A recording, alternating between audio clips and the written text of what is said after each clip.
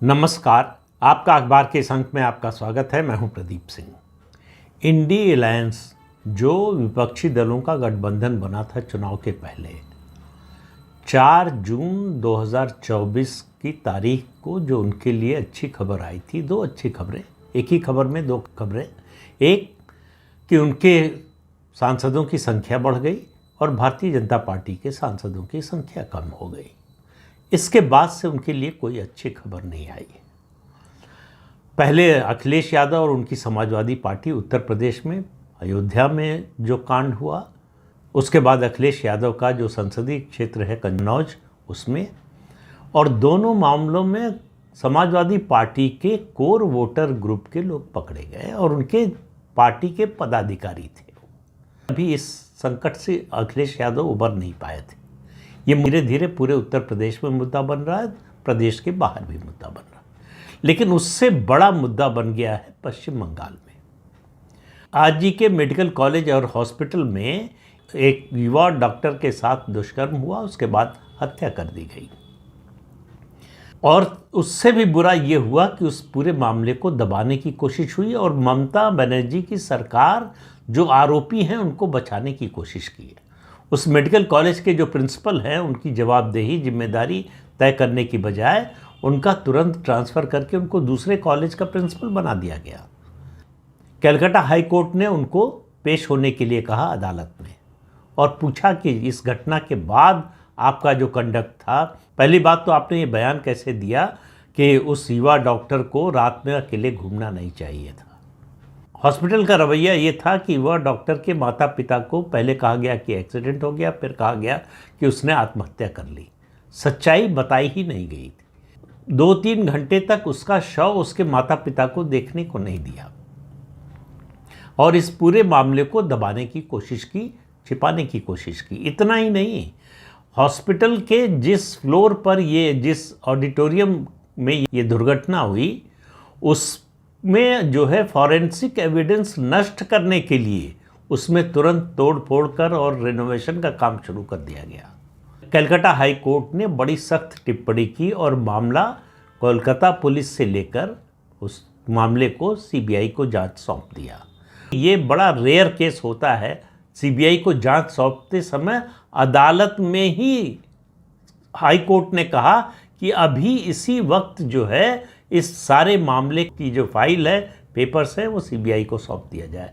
तो अदालत में ही वो सारी फाइल्स और पेपर्स जो हैं सीबीआई अधिकारियों को सौंप दिया गया। सीबीआई की एक फॉरेंसिक की टीम पहुंची है, जांच कर रही है। लेकिन सवाल ये है कि ममता बनर्जी इसका बचाव क्यों कर रही है और इसके विरोध में पूरे देश में डॉक्टर एकजुट हो गए। आज 15 अगस्त है, आज़ादी की 78वीं सालगिरह है। ऐसे मौके पर रात में देश भर के डॉक्टरों ने अलग अलग शहरों में अलग अलग जगह प्रदर्शन किया। इस तरह के प्रदर्शन की शुरुआत, ये जो मिडनाइट प्रोटेस्ट की शुरुआत 1975 में फिलाडेल्फिया में अमेरिका में हुई थी, जब एक यंग माइक्रोबायोलॉजिस्ट को घर लौटते समय आधी रात को छुरा घूमकर उसकी हत्या कर दी गई थी। उसके अलावा इंग्लैंड में भी इस तरह का प्रदर्शन हो रहा है। भारत में इस तरह का प्रदर्शन पहली बार हो रहा है। अब आप राजनीतिक दलों की बेशर्मी देखिए। इंडी अलायंस में 27-28 पार्टियां हैं। किसी पार्टी की ओर से तुरंत कोई बयान नहीं आया। जब देश भर में माहौल बिगड़ने लगा तो आखिरकार कांग्रेस पार्टी को मजबूर होकर और राहुल गांधी को मजबूर होकर ट्वीट करना पड़ा और इसके खिलाफ बोलना पड़ा। शिवसेना को भी बोलना पड़ा, लेकिन उसके अलावा और किसी पार्टी ने कोई बयान नहीं दिया। ममता बनर्जी की सरकार लगातार महिला सुरक्षा को लेकर गिरती रही है, लेकिन उनके गठबंधन के साथी दल कभी उनके खिलाफ बोलते नहीं रहे। इसी तरह से उत्तर प्रदेश में समाजवादी पार्टी जानी ही जाती है गुंडों के लिए। चौधरी अजीत सिंह का, जो अब इस दुनिया में नहीं है, उनका एक बयान जो है उत्तर प्रदेश में आपको अक्सर लोग बोलते हुए सुनाई दे जाएंगे कि जिस गाड़ी पर सपा का झंडा उसमें बैठा गुंडा। ये उन्होंने कहा था एक सार्वजनिक मंच से, सार्वजनिक सभा में। और समाजवादी पार्टी की जब जब सरकार गई है, कानून व्यवस्था के मुद्दे पर ही गई है। लेकिन उसके उस चाल चलन में और कार्य संस्कृति में कोई बदलाव नहीं आया। अयोध्या में जो घटना हुई नाबालिग के साथ, उसमें मोहित हुसैन पकड़ा गया, और कन्नौज में जो घटना हुई नाबालिग के साथ, उसमें नवाब सिंह यादव पकड़ा गया। दोनों समाजवादी पार्टी के पदाधिकारी। इसको पहले छिपाने की कोशिश की, पहले डिनाई करने की कोशिश हुई, फिर छिपाने की कोशिश हुई। जब कागजात सामने आने लगे तो फिर सवाल उठाया गया अयोध्या के मामले में। अखिलेश यादव ने, मैंने पिछले वीडियो में बताया था, उन्होंने कहा कि डीएनए जांच होनी चाहिए, किसी निर्दोष को फंसाया नहीं जाना चाहिए। तो मायावती ने उस पर पूछा था, ये भी मैंने आपको बताया था। उन्होंने कहा था कि समाजवादी पार्टी के शासन के दौरान जितने बलात्कार के मामले हुए, उनमें से कितने में डीएनए की जांच हुई थी। लेकिन ये मुद्दा भी योगी सरकार ने अखिलेश यादव से छीन लिया। दोनों मामलों में डीएनए जांच का आदेश दे दिया गया है। अखिलेश यादव और ममता बनर्जी दोनों पार्टियां कानून व्यवस्था के मुद्दे पर हमेशा गिरती रही हैं। दोनों पार्टियों का कानून व्यवस्था के मुद्दे पर रिकॉर्ड बहुत ही खराब है। समाजवादी पार्टी के लिए मुश्किल ये है कि यहाँ उत्तर प्रदेश में योगी आदित्यनाथ मुख्यमंत्री बन गए। 7 साल से सपा समर्थक गुंडों माफिया का जीना मुहाल हो गया। कितने तो ऊपर चले गए, कितने जेल में हैं, और बहुत सारे जेल जाने की तैयारी में हैं। तो इसलिए समाजवादी पार्टी के लिए संकट ज़्यादा बड़ा है। पश्चिम बंगाल में ममता बनर्जी चूँकि खुद ही सत्ता में हैं और मुख्यमंत्री हैं, इसलिए उनका रवैया आप देखिए। महिलाओं के साथ बलात्कार हो, दुष्कर्म हो, उनकी सार्वजनिक रूप से उनको निर्वस्त्र कर पीटा जाए, ममता बनर्जी के कान पर जू नहीं रेंगती। उनको इससे फर्क नहीं पड़ता, क्योंकि ये सब कुछ जो होता है वो हिंदुओं के साथ होता है। उनको लगता है कि इससे उनका जो माइनॉरिटी, खासतौर से मुसलमान वोट बैंक है, माइनॉरिटी तो कहना भी नहीं चाहिए, मुसलमान वोट बैंक है, वो मजबूत होता है। इसलिए वो इसके खिलाफ कुछ बोलती नहीं है, इसके खिलाफ उनकी पुलिस कुछ करती नहीं है। पहले तो रिपोर्ट लिखी नहीं जाती, लेकिन आजकल सोशल मीडिया का ज़माना है, बात सामने आ जाती है तो रिपोर्ट दर्ज करनी पड़ती है। जितने ऐसे मामले हुए हैं, सब में जांच, एफआईआर, कार्रवाई सब कलकत्ता हाई कोर्ट के निर्देश पर हुआ है। कितने मामले ऐसे हैं जो हाई कोर्ट के निर्देश पर जिनकी जांच सीबीआई को सौंपी गई है। लेकिन ममता बनर्जी के रवैये में कोई अंतर नहीं आया।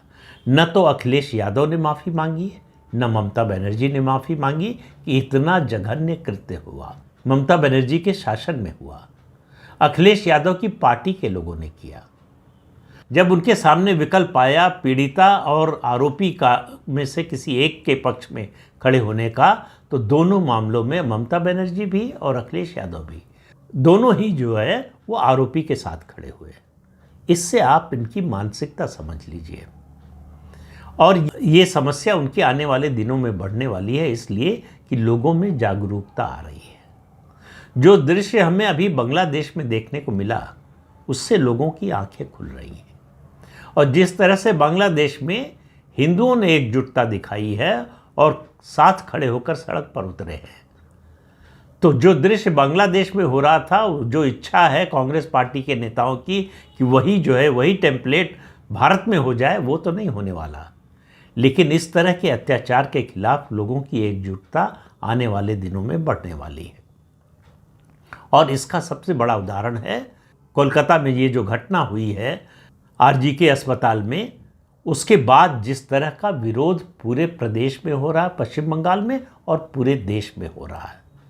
ये घटना आपको निर्भया कांड की याद दिलाएगी। उसी तरह का माहौल देश में बन रहा है कि महिलाओं की सुरक्षा के मामले में एक महिला मुख्यमंत्री इतनी असंवेदनशील कैसे हो सकती है, इतनी संवेदनहीन कैसे हो सकती है। समाजवादी पार्टी का तो कल्चर रहा है। उनके मुखिया जो है मुलायम सिंह यादव, जो अब इस दुनिया में नहीं है, वो कह ही चुके हैं, लड़के हैं, लड़कों से गलती हो जाती है। उनके लिए बड़ी सामान्य सी बात है। तो अपराध का सामान्यकरण करना, यानी जनरलाइज करना, ये समाजवादी पार्टी और तृणमूल कांग्रेस दोनों का कल्चर है। ये अखिलेश यादव और ममता बनर्जी की दोनों की पार्टियों का कल्चर है। यही उनकी राजनीतिक शैली है। इसी से वो अपना दबदबा कायम करते हैं। इसी से वो अपने विरोधियों को डराते हैं कि उनकी इज्जत, उनकी जान खतरे में पड़ जाएगी अगर उनका विरोध करेंगे। तो ये जो भय की राजनीति है, ये उत्तर प्रदेश से तो खत्म हो गई है। उत्तर प्रदेश में अब सपा के गुंडों का राज नहीं चलता, बल्कि उनकी कुछ भी नहीं चलती। तो सपा के गुंडों के लिए तो प्रदेश के मुख्यमंत्री योगी आदित्यनाथ साक्षात काल की तरह हैं, और जो भी कदम उन्होंने अभी तक पिछले 7 साल में उठाए हैं, सब कानून सम्मत तरीके से उठाए हैं। कोई उंगली नहीं उठा सकता कि उन्होंने किसी मामले में कानून का उल्लंघन किया हो। सवाल यह है कि पश्चिम बंगाल का क्या होगा। चुनाव बाद हिंसा वहाँ होती है, चुनाव से पहले हिंसा वहाँ होती है, चुनाव के दौरान हिंसा वहाँ होती है। हिंसा वहाँ एक सामान्य घटना की तरह हो गया है। ये कोई बड़ी बात नहीं है। किसी महिला के साथ दुष्कर्म हो, किसी का घर जला दिया जाए, किसी की हत्या कर दी जाए, ये सामान्य बात है।